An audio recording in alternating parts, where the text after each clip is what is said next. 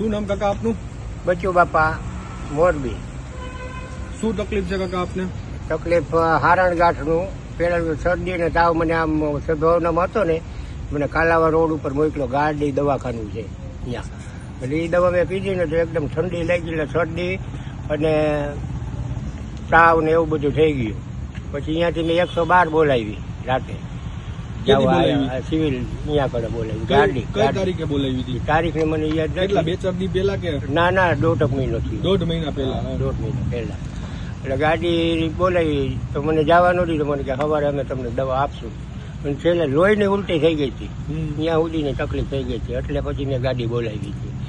પછી સવારે મને દવા આપી ગાડીવાળાએ, એસિડિટીની કેપ્સ્યુલ આવે છે ને, કેપ્સ્યુલ આપી એટલે સારું થઈ ગયું. પછી મને પછી પાછું અહીંયા આવ્યા પછી મારા મગજની મેં જ્યારે હું પીપળિયા દાખલ થયો ને સદભાવનામાં, ત્યારે હું એ લોકોએ નક્કી જ કર્યું હતું. મેં કીધું રોજની મારે 2 ગોળી જોઈ, 2 ગોળી દુખાવાની અને 2 ગોળી મગજની, મારા મગજની તકલીફની. એટલે પછી એસિડિટીની મેં દેખાડી પણ એને લખ્યો ન એટલે મને નથી ખબર. અત્યારે સિવિલમાં તમે આવ્યા શેના માટે આવ્યા છો? હું શરદીને એને 6 તારીખે હું સદભાવનામાંથી આવ્યો ને, ત્યાર પછી શરદીની ની દવા લીધી, હાથની લીધી, અને અત્યારે છે હારળ ગાંઠ 2 બાજુ. અહીંયા 2 ગાંઠું છે આપણે.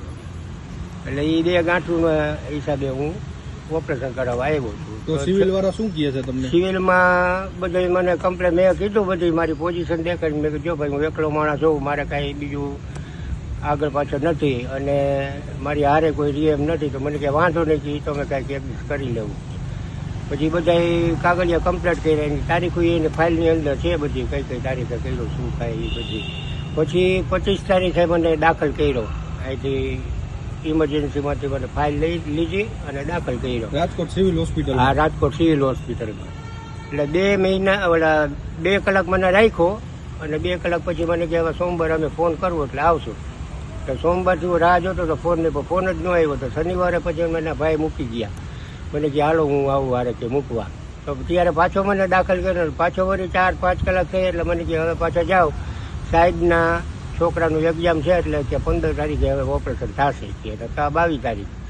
એટલે મેં કીધું વાંધો નહીં કીધું. એટલે વળી પાછું હું આવતો રહ્યો. તો છેલ્લા કેટલા દિવસથી કાકા તમે રાજકોટ સિવિલ હોસ્પિટલમાં ધક્કા ખાવો? 6 તારીખથી આમનામ છે. મારે શરદીની ની બધી દવા લીધી, પછી અને હાથની દવા લીધી. ગઈ 6 તારીખથી? હા, ગઈ 6 તારીખ પછીથી. ગઈ 6 તારીખ પછી એક બીજી મેં આરામ કર્યો. અહીંયાથી બહુ મને તકલીફ થઈ હતી સદભાવનામાંથી. એટલે પછી 2 દી આરામ કરીને પછી એમાં તારીખો બધી ફાઇલની અંદર છે. મેં જે દવા ચાલુ કરી ને એ બધી એમાં છે. ટોટલ સિવિલમાં તમને કેટલા દિવસ થયા તમે છો? આમ તો 1 મહિના જેવું થઈ ગયું. Rajkot civil hospital? હા, રાજકોટ સિવિલ હોસ્પિટલ 1 મહિના જેવું થઈ ગયું. છતાં તમને ડોક્ટર તમને કોઈ જવાબ નથી આપ્યો? ના, એ બારે છાપરામાં હોઈ જાવ અને અહીંયા કણે ખાઈ લઉં. હાલે છે ને અન્નક્ષેત્ર, એમાં ખાઈ લઉં. અને શેના હિસાબે તમે રોકાણા હો અહીંયા? હા, ઓપરેશન અને હાથની તકલીફ.